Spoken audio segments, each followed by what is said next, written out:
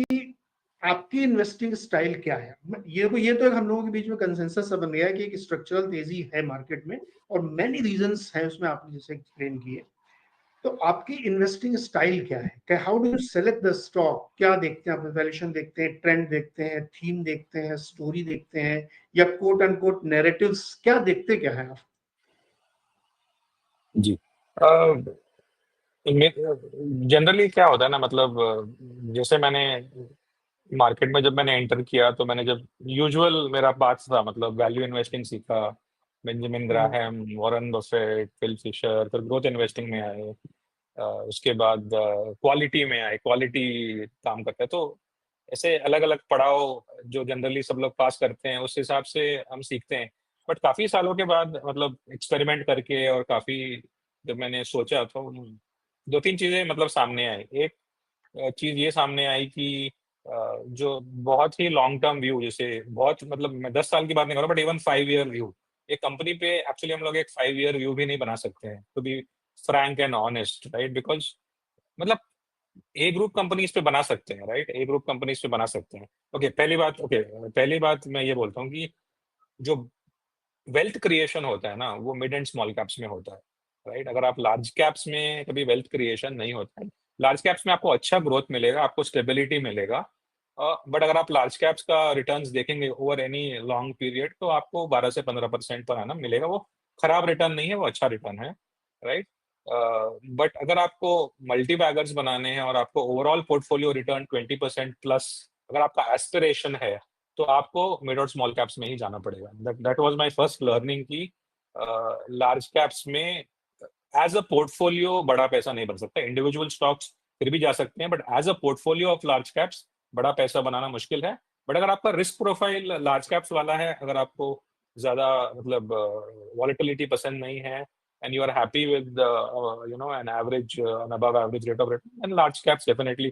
तो एक मुझे समझ में आया कि जो मेरा यूनिवर्स है वो मिड एंड स्मॉल कैप्स में ही होना चाहिए, क्योंकि नंबर ऑफ स्टॉक्स भी वहां पे ज्यादा है, मतलब काफी वो बड़ा पॉन्ड है जिसको बोलते हैं। लार्ज कैप्स में तो टॉप 50 टॉप 60 कंपनीज, उसके उसके अंदर ही आपको इन्वेस्ट करना होता है। बट उसके उसके बाहर काफी कंपनीज हैं जहाँ पे आपको अपॉर्चुनिटीज बहुत ज्यादा होती हैं। That was first learning. Second learning ये मैंने बोला कि अगर आप मिड और स्मॉल कैप में काम कर रहे हैं तो आपको 3 इयर्स 5 इयर्स का व्यू आप नहीं ले सकते, क्योंकि मैनेजमेंट को खुद नहीं पता होता है कि 3-5 साल में क्या होने वाला है, स्पेशली अभी करंट एनवायरनमेंट में, क्योंकि जो चेंजेस हो रहे हैं। So that was the second learning. Third learning was कि पैसा तब बनता है मार्केट में जब जो कंपनी की जो स्टोरी है ना वो चेंज होती है। अगर कंपनी की स्टोरी, अगर जो जो कंपनी 25% पर ईयर ग्रो कर रही है, 25% पर ईयर ग्रो कर रही है, अगर वो 25% ग्रो करती रहती है, उसमें आपका पैसा बनेगा। बट मार्केट वो प्राइसिंग कर चुका होगा। अगर 5 साल एक कंपनी 25% ग्रो करती है और अगर आप सेकेंड या थर्ड ईयर में एंट्री मारते हो, तो आप शायद 25% भी नहीं बना पाओगे, शायद आप 15 to 20% शायद आप बना लोगे, पीडी रेटिंग नहीं हुआ तो।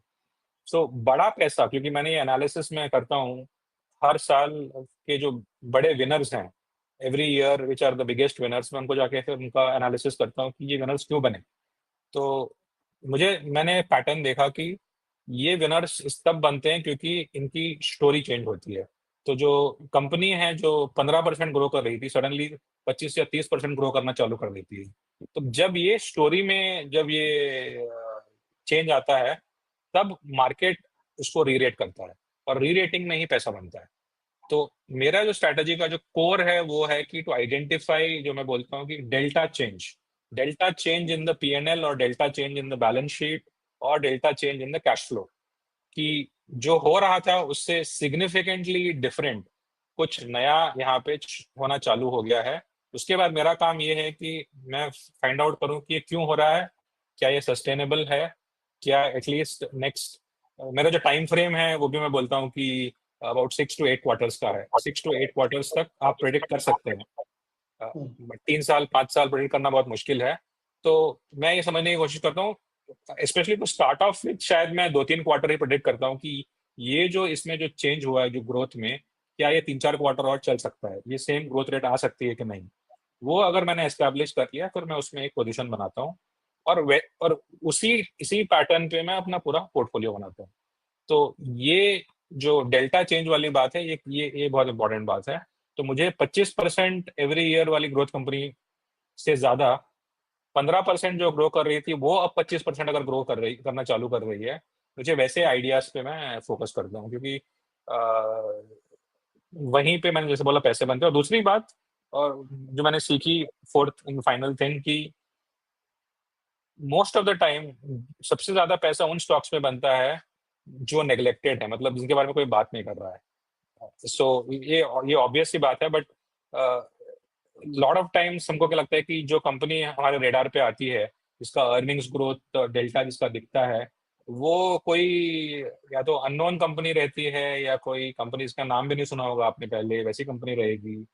या फिर it will be sometimes corporate governance भी आप ये बोल सकते हैं कि 100% corporate governance may not be perfect और you may not know about it, management कैसा है, बट फिर भी आपको वो बेट्स लेने पड़ते हैं, क्योंकि अनसर्टनिटी में ही पैसा बनता है। अगर सब कुछ ही अच्छा है कंपनी में और सब पूरे मार्केट को पता है, तो उसमें आपको पैसा ऑब्वियसली नहीं बनेगा। तो ये मैं कैसे मैनेज करता हूँ, ये रिस्क मैनेजमेंट में करता हूँ अपने एलोकेशन से। So I have a portfolio of about 30 stocks, तो about 2 to 3% allocation, 30 to 35 stocks और 2 to 3% एलोकेशन। तो अगर मेरा जो एनालिसिस वो गलत हो भी गया, तो मेरे पोर्टफोलियो लेवल पे उतना इम्पैक्ट नहीं आएगा।